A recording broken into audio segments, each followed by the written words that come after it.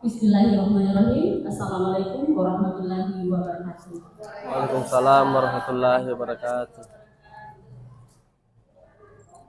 Alhamdulillahirabbil alamin. Segala puji dan syukur kepada Allah Subhanahu wa taala, di mana pada kesempatan ini kita semua dianugerahi oleh Allah Subhanahu wa taala dengan nikmat yang luar biasa, nikmat kesehatan, kesempatan untuk kita sama-sama dalam ruang ini membersamai kedua bapak ibu teman kita dalam salah satu program di calon guru penggerak. Salawat dan salam senantiasa kita kirimkan kepada Nabiullah Muhammad Sallallahu Alaihi Wasallam. Allahumma shalli ala Muhammad wa ala alihi. Alhamdulillahirabbil alamin. Lagi-lagi syukur yang luar biasa sedalam-dalamnya senantiasa untuk terus kita panjatkan kepada Allah Subhanahu wa taala.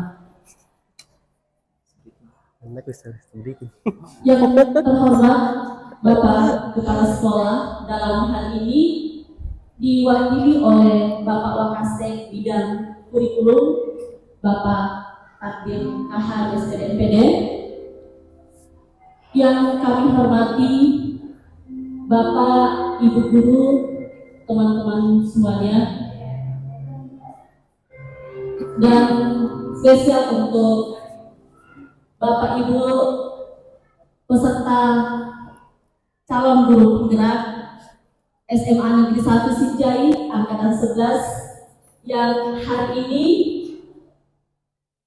telah mempersiapkan dengan luar biasa untuk di kegiatan sosialisasi budaya positif, di mana bahwa kegiatan ini sangat-sangat penting untuk kita semua, tidak hanya kemudian bagi peserta atau yang bersangkutan, tetapi sesungguhnya bahwa materi ini sangat penting sekali untuk kemudian kita pahami bersama.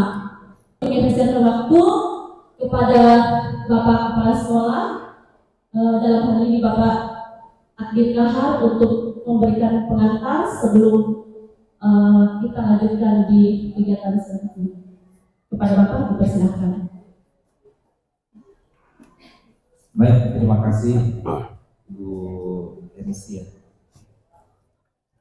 Assalamualaikum warahmatullahi wabarakatuh. Waalaikumsalam warahmatullahi wabarakatuh. Yang saya hormati dua rekan kita yang sementara berproses di program guru penggerak, Pak Junaidi SPDGR dan Ibu Andi Aslinda AM SPDGR.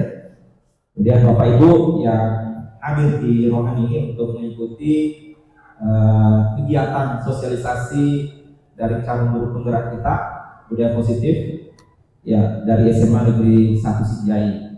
Alhamdulillah, bersyukur kita panjatkan kehadirat Allah Subhanahu wa taala karena atas segala limpahan rahmat dan karunia-Nya, sehingga pada pagi hari ini, pada kesempatan ini kita berkumpul bersama-sama untuk mengikuti kegiatan ini sebagai wujud dan komitmen kita bersama untuk belajar ke sesama rekan guru.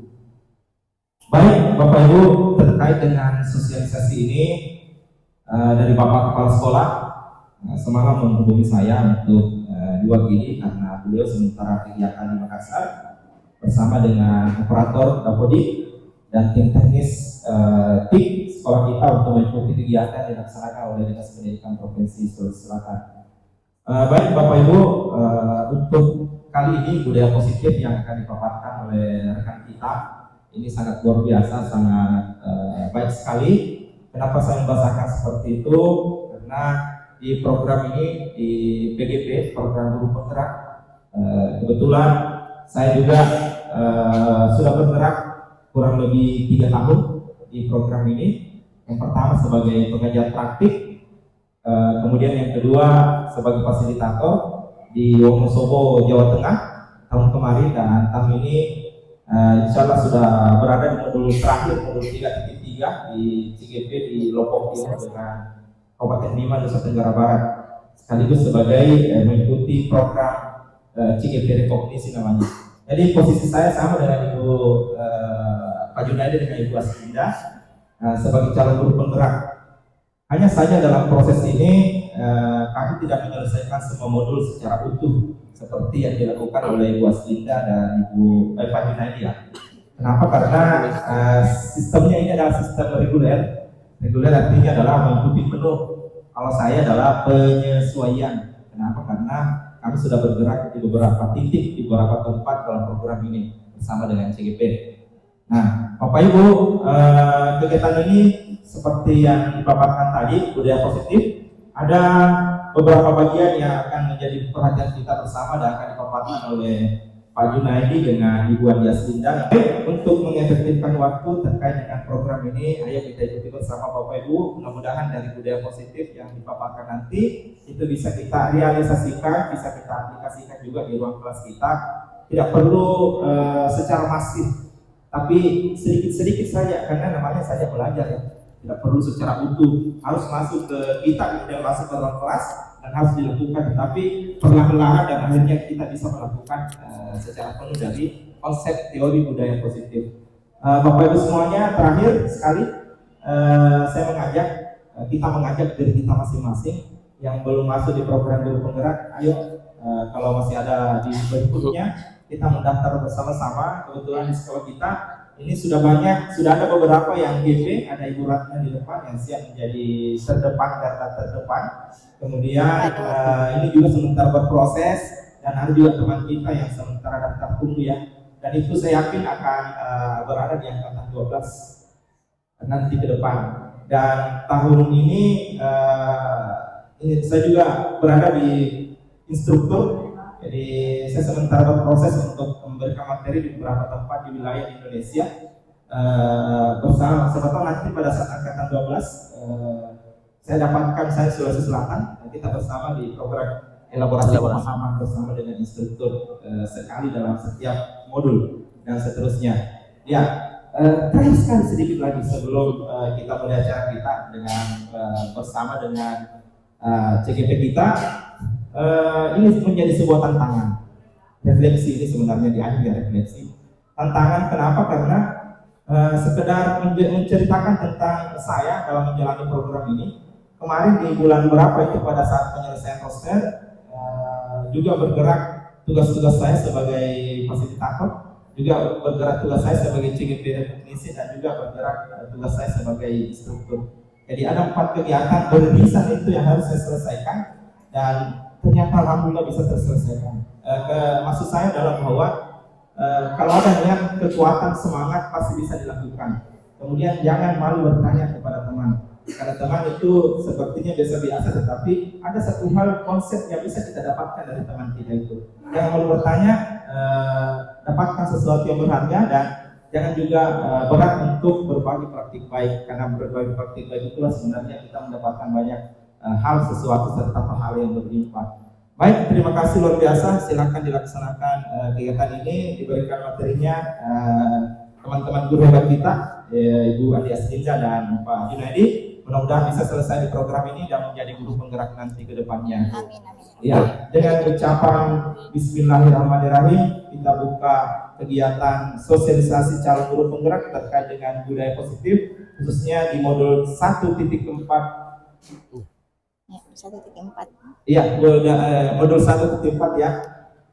Dengan sama-sama mengucapkan Bismillahirrahmanirrahim. Bismillahirrahmanirrahim. Ya, demikian. Mohon maaf atas segala kekurangan. Assalamualaikum warahmatullahi wabarakatuh. Waalaikumsalam. Terima kasih kepada Bapak Kepala Sekolah dalam hal ini Bapak Abdul Kahar.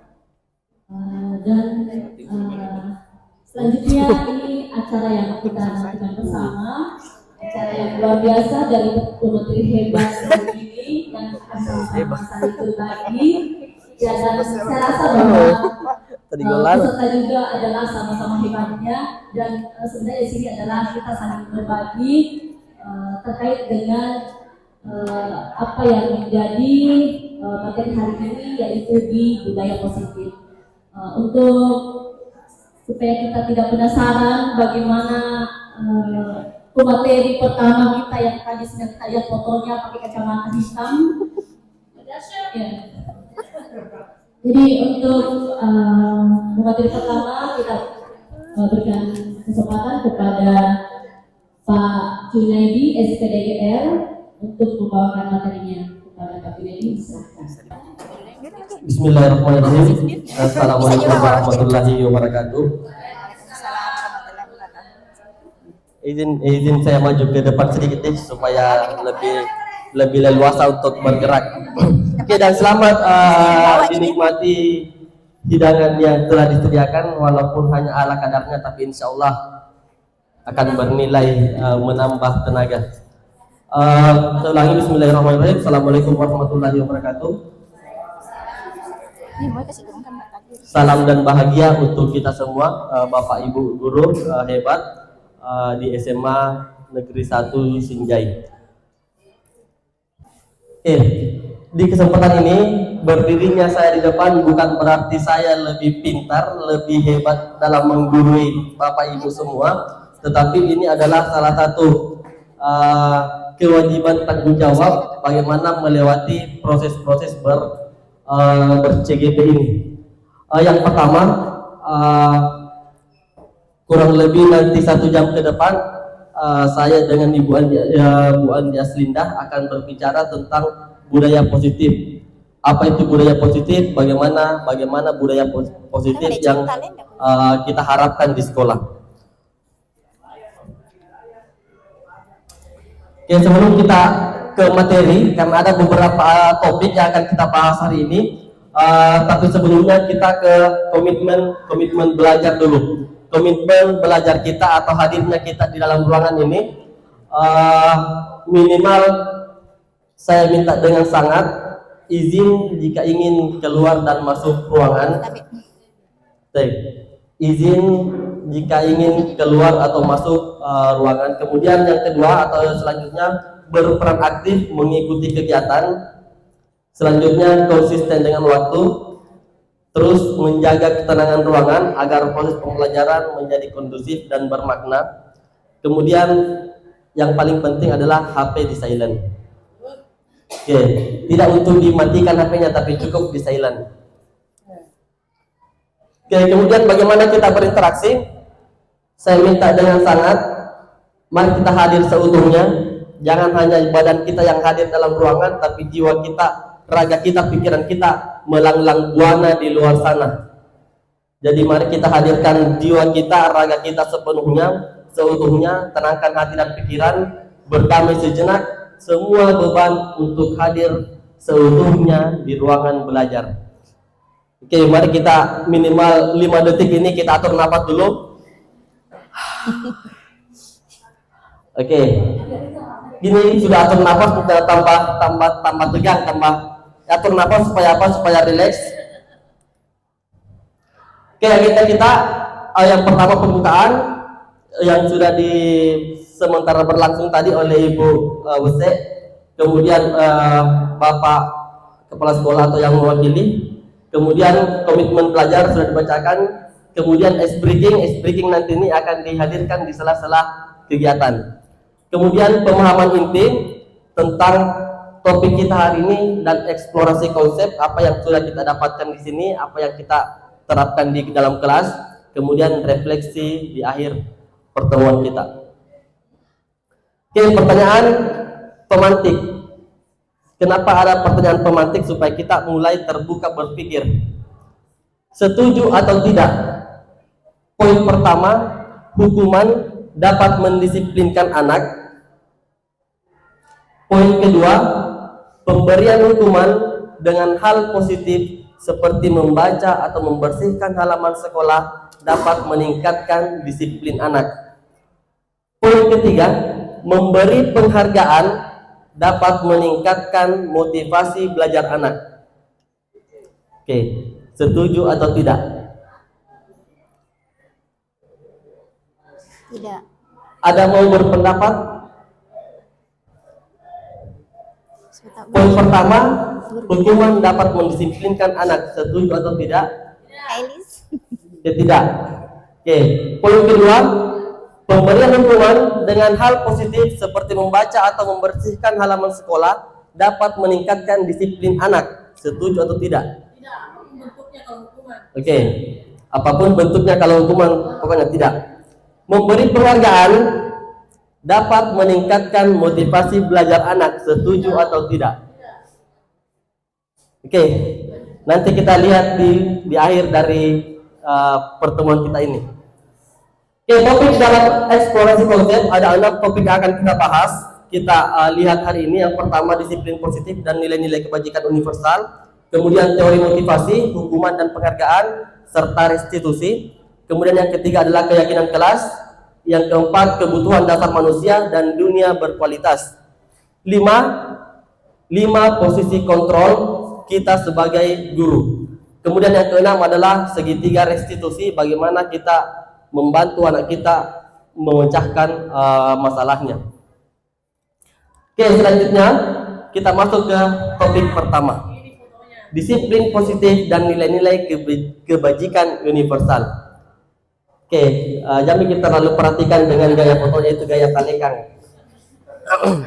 Oke, topik yang pertama disiplin positif dan nilai-nilai kebajikan universal. Kita lihat perubahan paradigma. Nah, sekarang kita mulai bermain kegiatan kepalan tangan. Judulnya adalah kepalkan tangan tak. Minimal duduk ada cari pasangan tak. Cari pasangan dari dekat tak. Kemudian ada yang bertindak sebagai orang A, ada yang bertindak sebagai orang B. Oke. Tentukan yang mana orang A, yang mana orang B. Sudah tentukan. Orang A, orang B. Oke. Oke, karena tidak ada kertas atau pulpen, jadi kita konsepnya seperti ini. Pikirkan orang A memikirkan sesuatu, kemudian kepal di tangannya. Oke, jadi saya tentukan yang mana orang A, yang mana orang B. Oke, sudah. Orang A memikirkan sesuatu benda, apapun itu, kemudian kepalkan di tangan tak. Oke, sudah? Mana kepal dulu supaya kita lihat yang mana orang A. Oke, orang A mengepalkan sesuatu di tangannya, kemudian orang B silahkan membujuk, merayu, apapun caranya supaya apa yang ada di tangan kepalanya ini orang A bisa Anda tahu. Bagaimanapun caranya, mau tak paksa, mau tak rayu, mau tak seperti apa, silahkan. Iya.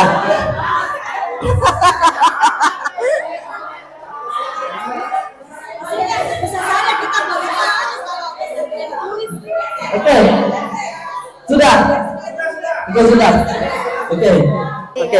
Nah, sekarang kita mau lihat apa yang sudah tergenggam. Orang A menggenggam apa? Orang B, apakah Anda berhasil memaksa orang A untuk melepaskan genggaman tak?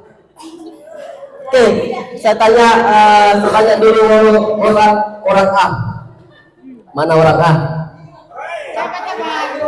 Apa ini? Berhasil kita goda orang B. Tidak berhasil kita goda orang B. Berhasil kita menggoda, yang mana orang B? Berhasil kita menggoda, tidak berhasil menggoda. Kenapa kita tidak berhasil menggoda? Oke, tidak tergoda. Ada yang tergoda, ada yang berhasil menggoda. Tergoda sekali ya.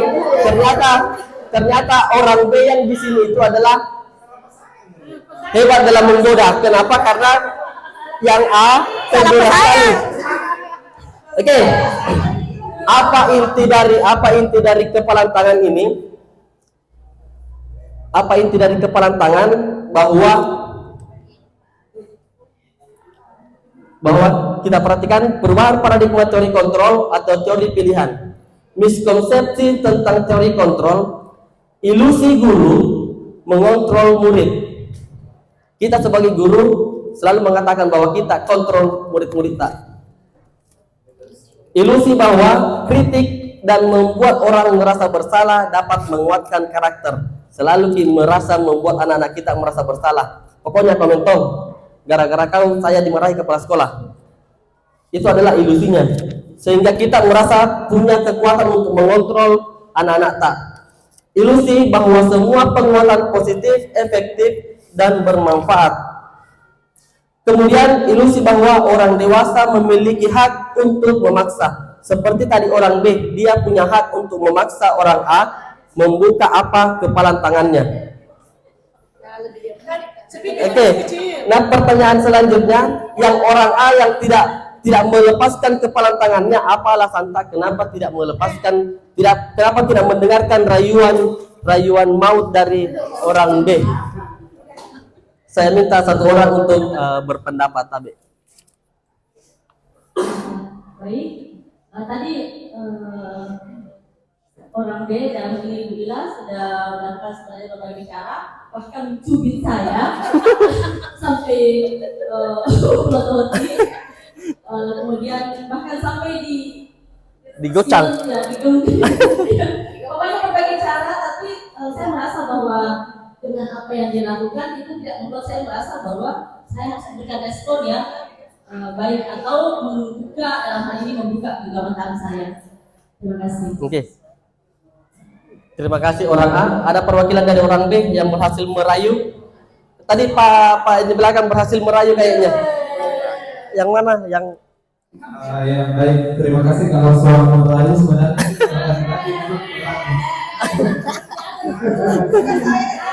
iya.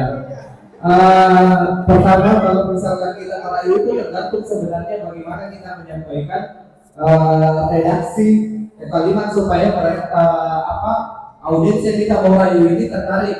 Pertama harus dengan memberikan nada suara yang penuh power, tapi kata-kata yang bisa menyentuh hati bisa. Contohnya misalnya, iya betul, karena pada dasarnya siswa sebenarnya itu ada Prabu Tika di sini, maaf sebagai siswa. Pada dasarnya siswa itu tidak perlu kita kasih power suara yang keras, karena bisa dilakukan secara humanis. Ya. Itu dua pendapat, satu berhasil merayu, satu tidak berhasil dirayu.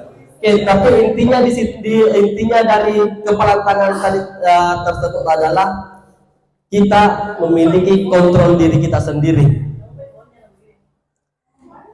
Perubahan paradigma stimulus respon, teori kontrol atau teori perubahan pilihan, siapa sesungguhnya yang memiliki kontrol dengan diri tak? Stimulus respon, kita mencoba mengubah agar berpandangan sama dengan orang, berpandangan sama dengan kita. Kita selalu berharap bahwa apa yang ada di pikiranku harus sama dengan apa yang ada di pikirannya. Apa yang keinginanku, pokoknya itu juga keinginannya. Oke, kemudian apakah makna disiplin?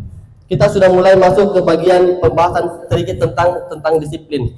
Disiplin berasal dari bahasa Latin disciplina, yang artinya belajar.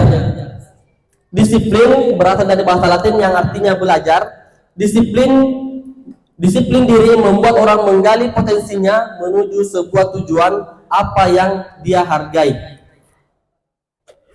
Kemudian terkait masalah nilai-nilai kebajikan universal. Nilai-nilai kebajikan universal ada beberapa nilai-nilai, mulai dari nilai kebajikan di profil pelajar Pancasila yang berdimensi itu, mulai dari beriman bertakwa kepada Tuhan Yang Maha Esa dan berakhlak mulia, mandiri, bernalar kritis, berkebinekaan global, gotong royong, dan kreatif. Kemudian itu teori yang pertama. Topik yang pertama tentang disiplin positif dan nilai-nilai kebajikan. Oke, sebelum kita ke topik yang kedua, teori motivasi, hukuman dan penghargaan serta restitusi, saya minta dengan sangat silakan berdiri dulu semua. Berdiri supaya otak tak kembali karena mulai saya lihat muncul jiwa rasa-rasa mengantuk. Oke. Kita bermain atur nafas. Kita akan mengatur nafas. Kenapa harus diatur nafas? Karena mulai mengantuk. Teori motivasi perilaku manusia. Teori motivasi perilaku manusia. Poin pertama, untuk menghindari ketidaknyamanan atau hukuman. Apa yang akan terjadi apabila saya tidak melakukannya? Karena itu pertanyaan terlalu umum, kita ganti coba pertanyaannya. Kenapakah harus ada di dalam ruangan ini? Karena kue. Karena napaksa apa takdir? Karena napaksa misalnya, karena napaksa karena napaksa Pak Junaidi, napaksa Bu Aslinda hadir dalam ruangan. Berarti teori motivasi perilaku kita sebagai manusia dipengaruhi oleh orang luar. Sebenarnya ada tampilannya muncul di sini, teori motivasi eksternal, tapi tidak tahu di mana. Oke. Poin pertama untuk menghindari ketidaknyamanan atau hukuman itu adalah teori motivasi dari luar, eksternal. Kenapa hadir dalam ruangan? Karena mereka. Kenapa hadir dalam kelas? Karena takut karena tegur kepala sekolah. Kenapa datang pagi-pagi? Karena tidak enak kalau ada di kepala sekolah, kemudian saya baru parkir motor. Berarti itu adalah motivasi eksternal. Ketakutan, tidak disiplin karena masih takut dengan aturan kepala sekolah dan sebagainya. Oke, yang kedua, untuk mendapatkan imbalan dari orang lain atau institusi. Kenapakah ada dalam ruangan? Supaya dapat jalan kote. Kenapa ada dalam ruangan ini? Supaya bisakah menghindar dari pelima dan sebagainya. Berarti ada imbalan yang kita kejar sehingga kita datang di ruangan. Berarti itu masih proses motivasi eksternal, masih ada pengaruh dari luar. Kemudian yang ketiga, untuk menghargai diri sendiri. Saya akan menjadi orang yang seperti apa bila saya melakukannya. Saya datang di ruangan ini karena memang motivasiku biar tidak panggil Pak Junaidi, biar tidak panggil Pak Takdir, karena memang mau belajar. Ada materi yang harus saya pelajari, ada hal penting yang harus saya tahu dari budaya positif. Berarti itu mulai muncul dari diri tanpa tekanan dari luar. Teori motivasi perilaku manusia ada dua, ada teori motivasi eksternal dan teori motivasi internal atau tujuan disiplin positif.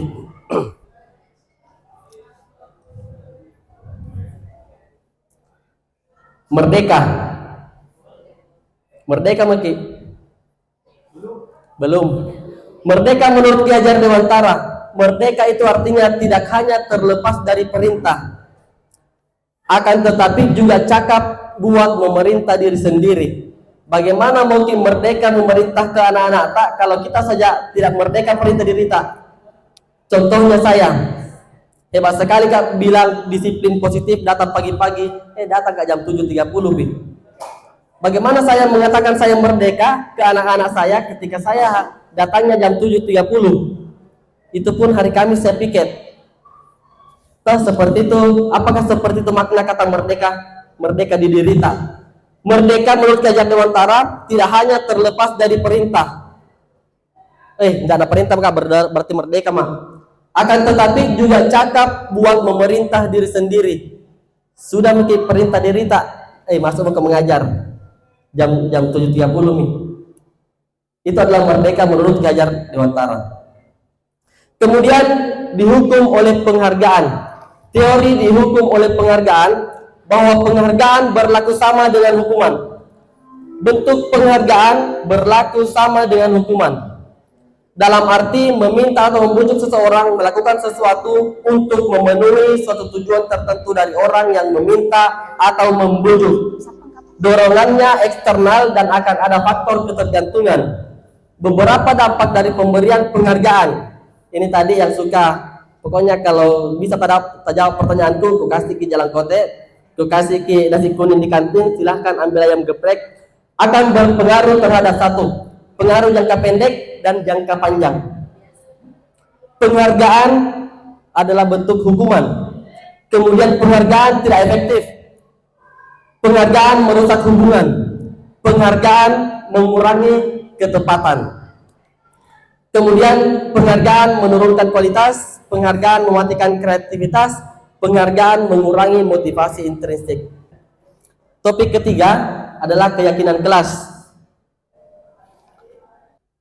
Kemudian prosedur pembentukan keyakinan kelas atau keyakinan sekolah, mempersilahkan warga sekolah atau murid-murid di sekolah atau di kelas untuk bercurah pendapat tentang peraturan yang perlu disepakati. Jadi dimintai pendapat semua warga sekolah atau warga kelas.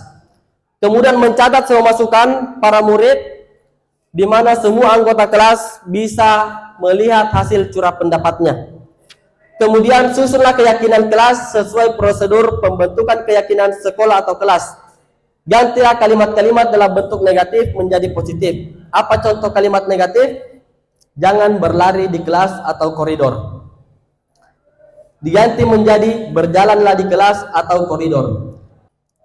Oke, ini contoh pembentukan keyakinan kelas.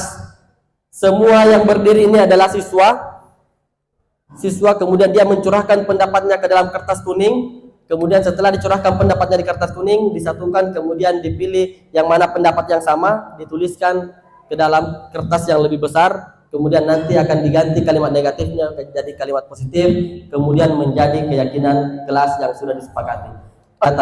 Saya akhiri untuk sesi saya, cukup sekian. Assalamualaikum warahmatullahi wabarakatuh. Saya kembalikan ke moderator. Selanjutnya untuk pemateri kedua, Ibu Andi Asminda SPDGR, kepada Ibu dipersilahkan. Ya, next.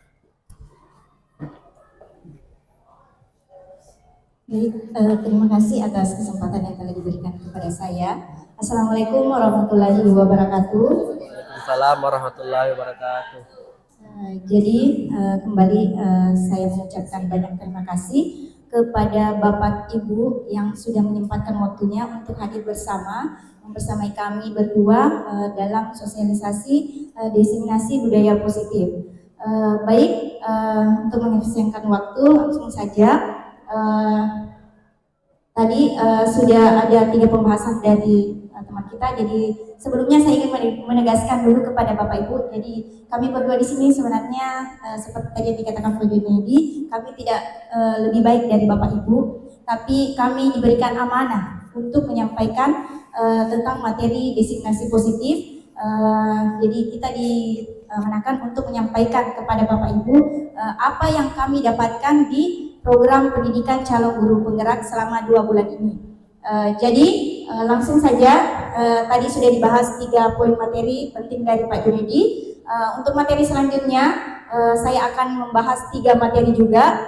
Yang pertama tentang kebutuhan dasar manusia dan dunia berkualitas.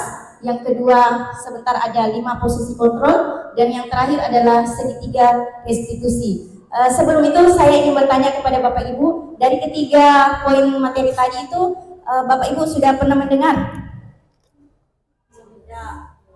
Sudah? Sudah, alhamdulillah kalau sudah. Kalau belum, mari kita sama-sama membahas terkait dengan ketiga materi yang akan saya bahas di sini. Jadi sebelumnya di sini saya akan membahas tentang kebutuhan dasar manusia dan dunia berkualitas. Sebelumnya saya punya pertanyaan pemantik untuk Bapak Ibu semua. Jadi saya punya kasus, ya. Saya punya kasus. Jadi di sebuah sekolah ada seorang wali kelas yang bernama Ibu Ambar. Jadi Ibu Ambar ini merasa kebingungan. Kenapa Bu Ambar bingung? Ya, karena Bu Ambar ini punya siswa yang sangat meresahkan. Kenapa meresahkan?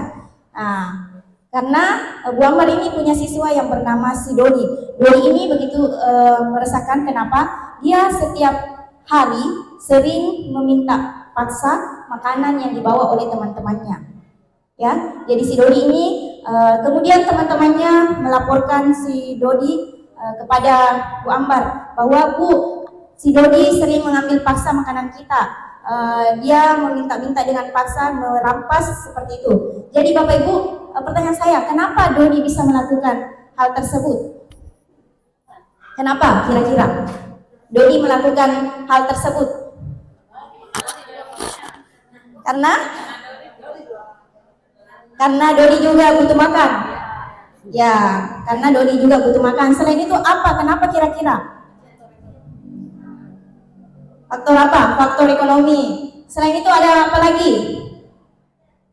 Ya, pasti di benak Bapak Ibu muncul, kenapa si Dodi bisa melakukan hal tersebut? Kita bertanya-tanya. Nah, ketika siswa melakukan suatu kesalahan atau yang melanggar dengan nilai-nilai kebajikan, nah, di situ berarti siswa itu gagal memenuhi kebutuhan dasarnya. Nah, jadi kita sebagai guru apa yang harus kita lakukan? Apa? Iya, kita harus mencari tahu apa sebenarnya kebutuhan dasar yang diinginkan oleh si doi ini. Ya? Oke. Oke, baik Bapak Ibu, saya akan membahas ya terkait tadi kebutuhan dasar manusia. Jadi menurut Bapak Pendidikan Ki Hajar Dewantara, dia mengatakan bahwa pendidik itu diibaratkan seorang petani. Ya, pendidik itu diibaratkan seorang petani. Bagaimana petani bisa menanam padi yang berkualitas? Kira-kira bagaimana? Ya, harus memilih bibit yang berkualitas. Begitu pula sebaliknya kita sebagai guru. Bagaimana kita bisa memenuhi kebutuhan dasar murid kita kalau kita tidak memberikan asupan yang baik? Ya, oke. Jadi ada 5 kebutuhan dasar manusia yang perlu Bapak Ibu ketahui. Jadi selain murid kita juga sebagai guru harus memenuhi kebutuhan dasar kita juga dulu sebagai seorang guru.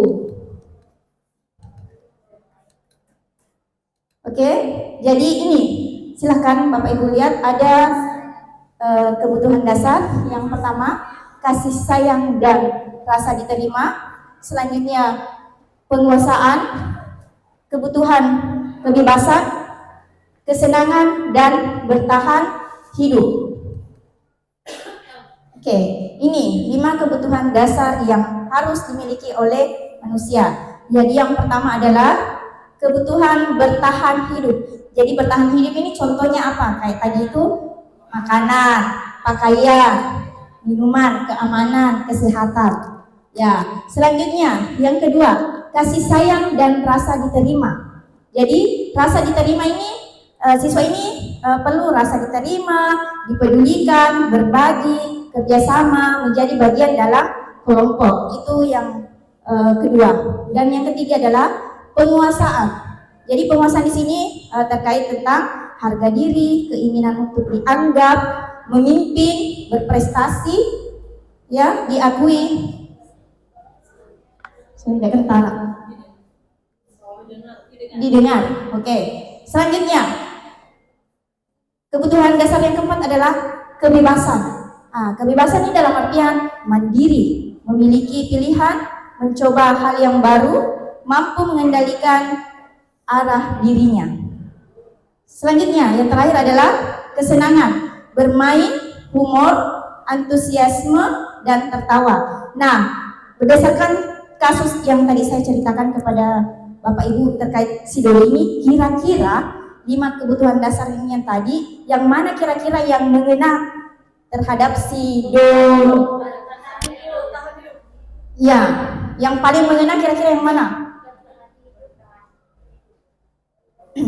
Jadi mungkin si doi ini tadi dia melakukan hal itu tersebut karena ada satu alasan, karena mungkin si doi ini mencari perhatian kepada teman-temannya, ya.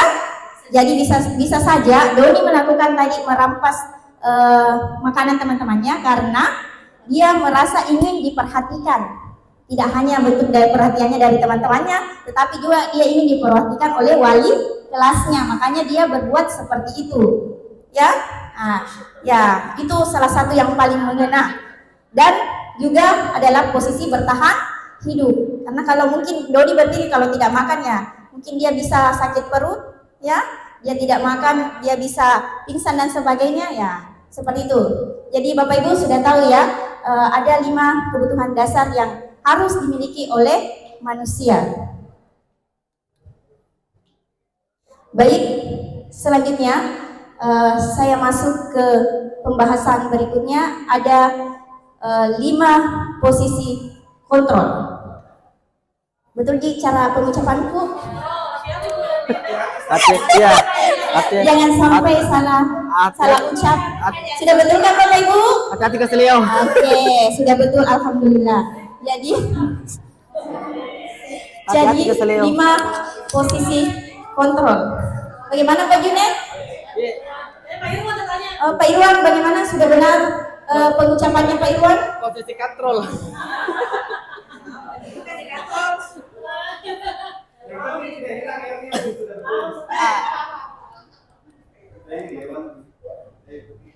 Oke, apa sebenarnya 5 posisi kontrol ini yang harus tadi kita sudah membahas 5 kebutuhan dasar manusia. Sekarang kita akan membahas kembali 5 posisi kontrol. 5 posisi kontrol ini tadi sudah disinggung sedikit sama Pak Takdir. Ada 5 posisi kontrol, Pak Irwan juga ya yang tadi bahwa di sini kita sebagai penghukum, kita sebagai teman, selanjutnya kita sebagai pemberi rasa bersalah, selanjutnya kita sebagai pemantau dan sebagai manajer. Ya, jadi ada 5 posisi kontrol. Oke, kita akan bahas satu-satu.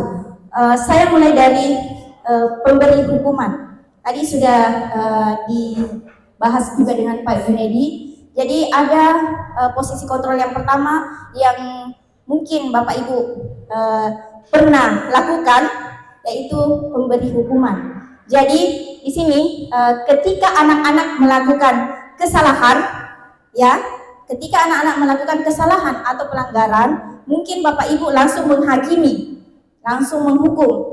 Tetapi itu sebenarnya hal yang tidak boleh kita lakukan. Kenapa? Karena pasti hal tersebut akan membekas kepada anak diri kita dan akan dia bawa sampai dia dewasa. Ya, jadi kita sebagai guru di sini pemberi hukuman, jadi jangan langsung memberi hukuman kepada anak. Selanjutnya yang kedua, kita sebagai teman. Kadang di sini saya sendiri mengalami, ya, ketika mungkin kita sebagai guru harus juga menjadi teman terhadap peserta didik kita.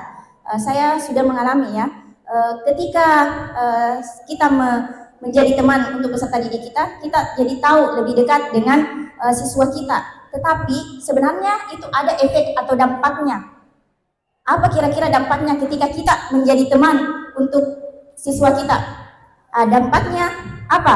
Dampaknya ketika siswa itu berbuat kesalahan dan yang menghakiminya adalah guru si B, anggap saya guru si A ya yang menjadi temannya, dan yang menghakiminya adalah guru si B, maka guru siswa ini tidak mendengarkan apa yang dikatakan oleh guru si B.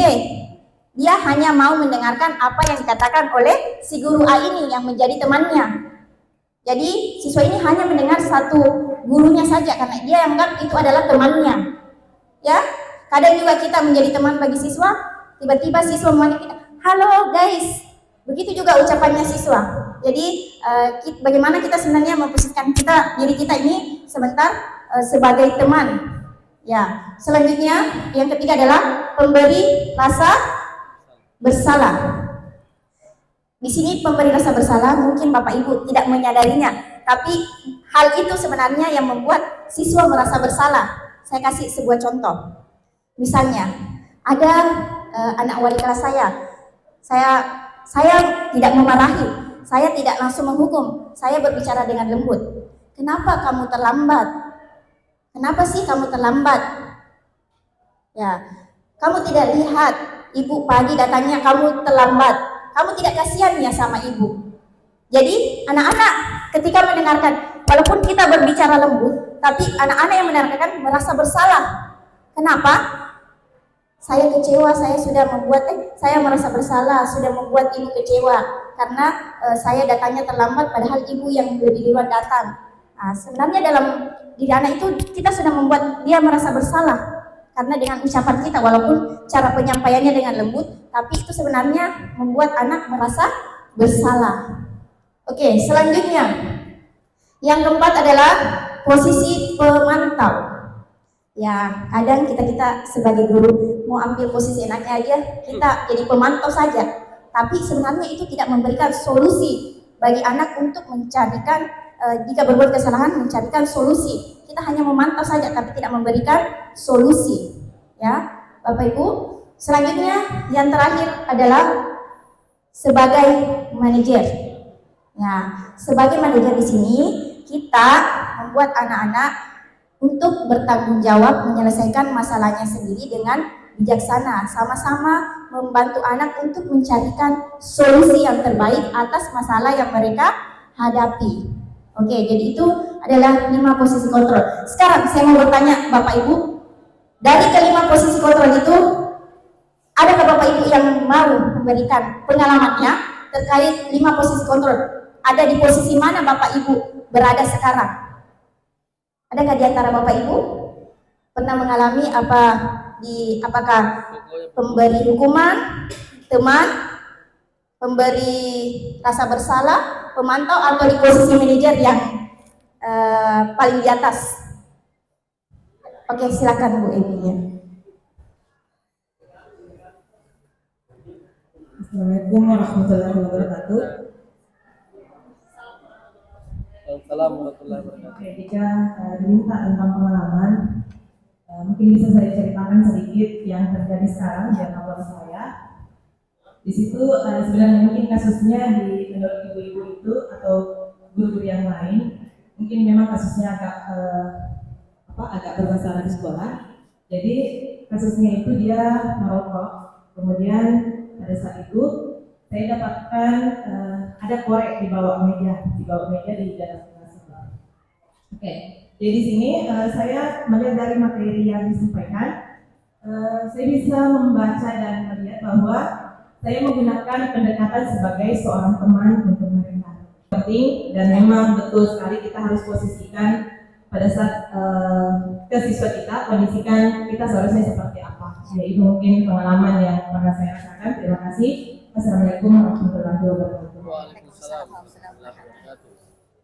Baik, terima kasih pengalaman yang sangat luar biasa ya yang telah disampaikan oleh Ibu Emiliani. Masih ada Bapak Ibu? Ya, silakan Pak. Baik, terima kasih. Ini menarik sekali dari materi 5 posisi kontrol. Mudah-mudahan saya tidak salah sebut ya. Salam di jalan yang benar. Ini posisi kontrol ini adalah yang pernah saya alami, ada 2. Sebenarnya yang lain sering juga tapi terlupakan. Yang paling terngiang di ingatan saya ada 2. Yang pertama adalah terkait dengan rasa bersalah. Awalnya ketika saya menjadi seorang guru, peran ini sering saya mainkan di ruang kelas. Bahkan saya aktornya yang paling pertama kayaknya di ruang kelas. Membuat anak-anak merasa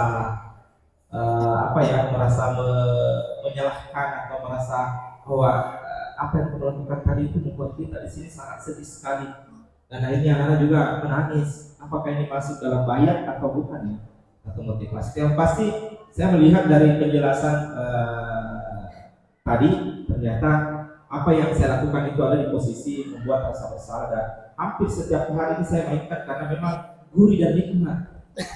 Kalau saya menganggapnya seperti itu, nanti saya merasa puas misalnya, dan ketika saya melakukan itu, apakah memang itu yang saya pahami saja pada saat itu, atau memang yang pasti saya bersemangat dengan cara seperti itu. Namun perlahan ya, di perjalanan waktu akhirnya saya memahami dan menyadari bahwa apa yang saya lakukan itu adalah sesuatu yang keliru. Kalau salah mungkin tidak menurut saya, tapi mungkin keliru, dan itu harus dijauhkan dan tidak dilakukan lagi. Akhirnya kemudian saya banyak belajar, memahami dan melihat juga apa yang dilakukan oleh rekan-rekan guru yang lain. Ternyata lebih indah ketika kita melakukan konsep dengan cara yang terakhir itu manajer. Akhirnya saya sering berada di posisi itu, mengajak ke jalan yang benar. Kemudian ayo, kalau bukan Anda siapa lagi, kalau bukan kita siapa lagi. Dan akhirnya anak-anak juga seperti sahabat dekat dengan kita, dan selalu memperhatikan juga, dan selalu melihat keadaan di sekelilingnya, dan mau juga berbuat baik seperti itu. Terima kasih. Baik, terima kasih banyak Pak atas pengalamannya. Sebenarnya kita sebagai guru tanpa disadari pernah semua berada di posisi 5 kontrol ini. Tapi mungkin Bapak Ibu tidak menyadarinya bahwa kemarin yang kita lakukan, termasuk saya sendiri, setelah saya mengikuti program calon guru penggerak ini, saya baru menyadari bahwa ternyata yang selama ini saya lakukan di kelas ternyata salah atau keliru, bukan salah ya, keliru. Seperti itu ya Bapak Ibu. Jadi luar biasa memang ini materi yang kami dapatkan di calon guru penggerak terkait 5 posisi kontrol ini. Bagaimana kita menempatkan diri kita sebagai guru untuk memahami kebutuhan-kebutuhan yang diperlukan oleh siswa. Baik, mungkin bisa dibantu Pak Junya. Terbongkar jadi. Oke, baik. Silakan mungkin bisa dilihat Bapak Ibu 5 posisi kontrol tadi. Ya, di sini kita bisa lihat ada motivasi guru berbuat. Guru berbuat berarti melakukan, ya. Guru berkata berarti mengucapkan, ya. Dan hasilnya ada bisa kita lihat. Di sini ada identitas gagal, kontrol dari luar, identitas berhasil atau sukses, kontrol dari luar, identitas berhasil atau sukses dari diri. Jadi tadi kita bisa lihat penghukum, guru berbuat penghukum, menunjuk-nunjuk, menyakiti, menyindir. Itu yang biasa Bapak Ibu lakukan kan? Melakukan. Ya. Sering. Guru berkata berarti mengucapkan. Kalau kamu tidak melakukannya, awas ya, rasakan. Biasa ya, mungkin Bapak Ibu tidak menyadari. Ya. Dan hasilnya memberontak, menyalahkan orang lain, berbohong. Ya, ini. Selanjutnya, itu tadi penghukum, kaitannya dengan dunia berkualitas, ya murid meletakkan guru di luar dunia berkualitas. Murid berkata, biarkan saja, nanti juga marah-marah lagi. Jadi begitu anggapan dari murid kita. Jadi dampak pada murid yaitu mengulangi kesalahan. Ya, Bapak Ibu bisa dilihat. Ya, selanjutnya ini identitas gagal, membuat orang merasa bersalah. Ya, mungkin biasa juga Bapak Ibu lakukan, berceramah, mengatakan seharusnya ibu kecewa, seperti yang saya tadi katakan. Nah, yang ibu ucapkan, seharusnya kamu sudah tahu ibu lelah sekali, mengatakannya ibu stres, ya, mungkin seperti itu. Jadi hasilnya, jadi siswa ini menyembunyikan, menyangkal dan berbohong. Jadi kaitannya dengan dunia berkualitas, murid meletakkan guru di dalam dunia yang berkualitas. Murid berkata, maafkan saya. Dampak yang akan dilakukan oleh siswa merasa rendah diri. Nah, seperti itu ya Bapak Ibu. Selanjutnya kita lihat identitas berhasil, mengharapkan imbalan atau ketergantungan pada orang lain. Bisa kita lihat di sini ada sebagai teman dan pemantau. Jadi untuk di teman, guru berbuat itu membuatkan alasan-alasan untuk muridnya. Guru berkata yang biasa diucapkan, ayolah lakukan demi ibu. Biasa kan ada seperti, ayolah lakukan demi ibu. Masa kamu tidak mau ingat, ibu tidak pernah ingat, tidak ibu pernah bantu. Ingat tidak ibu pernah bantu. Ya, biasa kan kita mengucapkan seperti itu. Dan hasilnya ketergantungan. Jadi siswa ini akan merasa ketergantungan. Kaitannya dengan dunia berkualitas, murid meletakkan guru sebagai orang yang sangat penting dalam dunia berkualitas. Apa yang dikatakan murid? Saya pikir bapak ibu teman saya, ternyata begitu. Dan dampak pada murid yaitu lemah, tidak mandiri, tergantung. Ya, jadi di sini murid akan ketergantungan. Selanjutnya pemantau, guru berbuat menghitung dan mengukur. Guru berkata yang biasa diucapkan, apa peraturannya? Hasilnya menyelesaikan diri bila diawasi. Kaitannya dengan dunia berkualitas, murid meletakkan guru, peraturan dan hukum di dalam dunia berkualitas. Murid yang dikatakan oleh murid, berapa banyak bintang yang saya peroleh Bu? Berapa halaman yang harus saya tulis? Ya, seperti itu. Dampaknya pada murid yaitu menitiberatkan pada sanksi atau hadiah untuk dirinya. Jadi siswa ini mengharapkan imbalan. Ya, selanjutnya identitas berhasil atau sukses ketika kita berada di posisi manajer. Di sini manajer yaitu guru berbuat, mengajukan pertanyaan, guru berkata apa yang kita yakini, apa yang bisa kukerjakan, hasilnya menguatkan pribadi. kaitannya dengan dunia berkualitas, murid meletakkan dirinya sebagai individu yang positif dalam dunia berkualitas. Jadi dapat pada murid mengevaluasi diri bagaimana cara memperbaiki diri. Baik, mungkin bisa dilanjut Pak Junaidi. Sekarang saya minta bantu Bapak Ibu. Kira-kira kalau Bapak Ibu melihat di atas kalimat yang pertama, saya kecewa sekali dengan kamu, berarti siapa yang mengatakan? Siapa? Guru. Selanjutnya, kamu tidak pernah benar melakukannya. Oke, baik. Ayolah lakukan demi Bapak Ibu. Selanjutnya, apakah kamu mau mendapatkan stiker bintang hari ini? Dia sudah berada di posisi apa kalau seperti itu? Bagaimana kamu bisa menyelesaikan masalah ini? Kira-kira sebagai apa itu? Pemantau, Apa kira-kira Bapak Ibu? manajer, pemantau, Manajer, pemantau, pemberi rasa bersalah. Ya, tadi kaitannya dengan posisi kontrol. Di sini.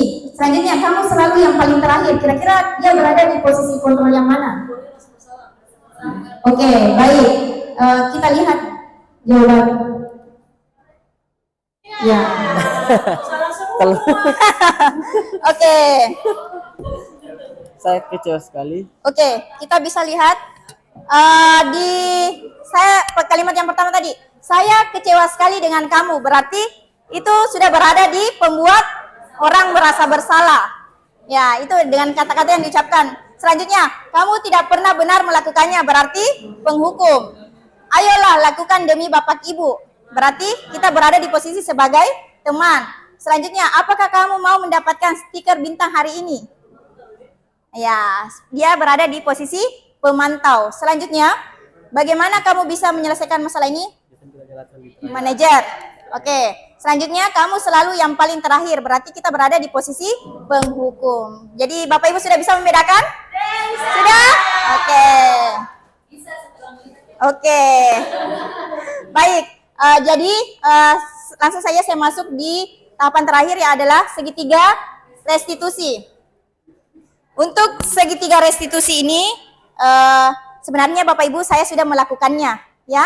Saya sudah melakukannya kepada salah satu anak perwalian saya, di mana saya sudah menerapkan yang namanya segitiga restitusi. Jadi ada sebuah kasus di anak perwalian saya. Ini siswa saya sudah 3 hari berturut-turut tidak pernah hadir, ya, tidak pernah hadir. Tetapi untuk mengetahui alasan dibalik ketidakhadiran siswa tersebut, saya menerapkan segitiga restitusi. Ya, jadi saya tidak langsung di dalam kelas langsung menghakiminya di depan teman-temannya, tidak. Tetapi saya di sini melakukan coaching terlebih dahulu. Jadi saya memanggil siswa tersebut ke suatu ruangan, ya, yang hanya dengan siswa berdua, ya. Baik, mungkin Bapak Ibu bisa lihat. Langsung saja saya tampilkan video ketika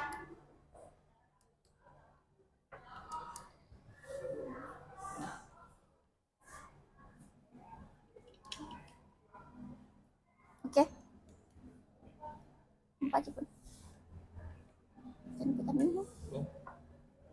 Lompat.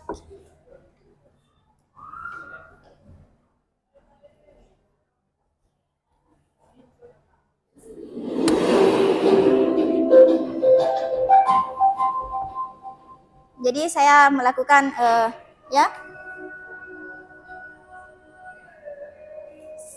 menerapkan segitiga restitusi kepada salah satu anak perwalian saya.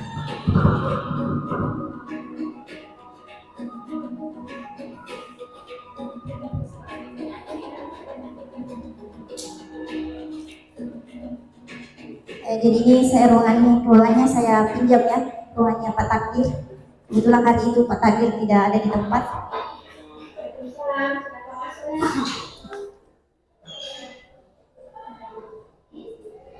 Oke, jadi seperti yang kita ketahui, di segitiga restitusi ada 3 tahapan. Yang pertama itu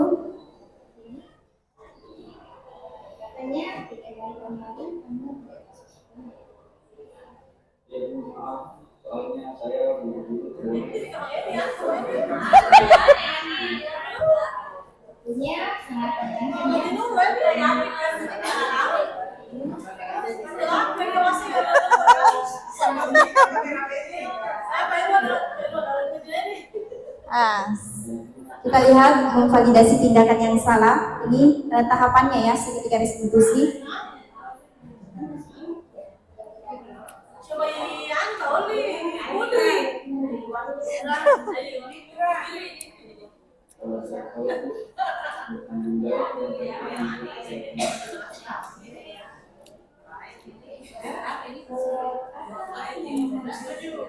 Dua setuju ya? Ya. Ya.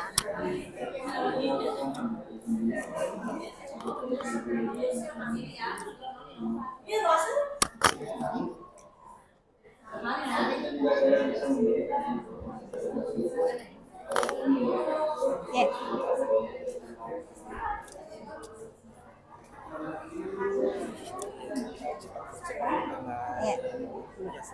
Oke, Pak.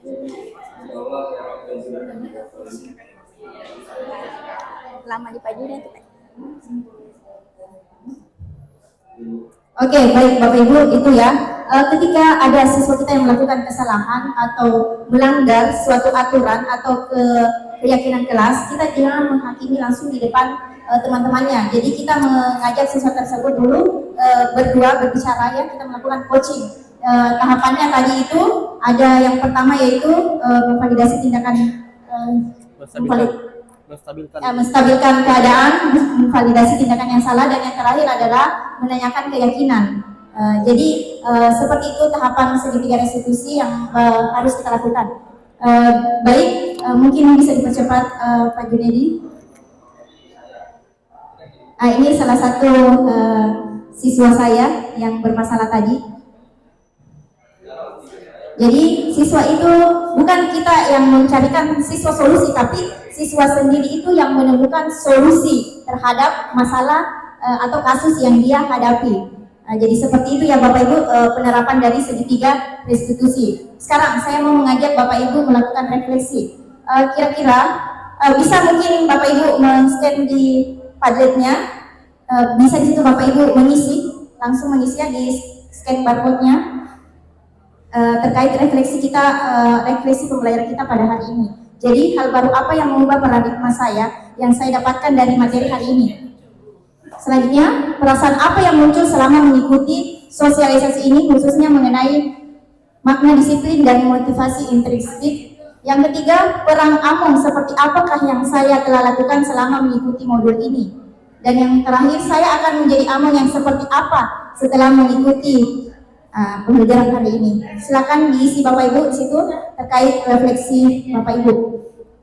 Baik, sambil mengisi Bapak Ibu, jadi di sini untuk menciptakan budaya positif di lingkungan sekolah kita, tidak hanya saya dengan Pak Junedi berdua saja yang bisa melakukan, tapi saya ingin mengajak semua Bapak Ibu, mari kita bekerja sama, mari kita berkolaborasi, mari kita berkomunikasi secara bersama-sama untuk menciptakan budaya positif yang ada di sekolah kita. Karena kalau bukan kita, siapa lagi ya untuk membangun sekolah kita lebih baik lagi dalam menciptakan budaya-budaya positif. Baik, sebelum saya akhiri materi saya hari ini, saya punya pantun. Saya ingin mengajak Bapak Ibu berpantun. Hari Jumat mengunut gerang, tumis sedikit untuk arisan. Mohon maaf kalau ada salah kata. Mana cakepnya? Oke, semoga presentasi saya berkesan. Terima kasih. Assalamualaikum warahmatullahi wabarakatuh.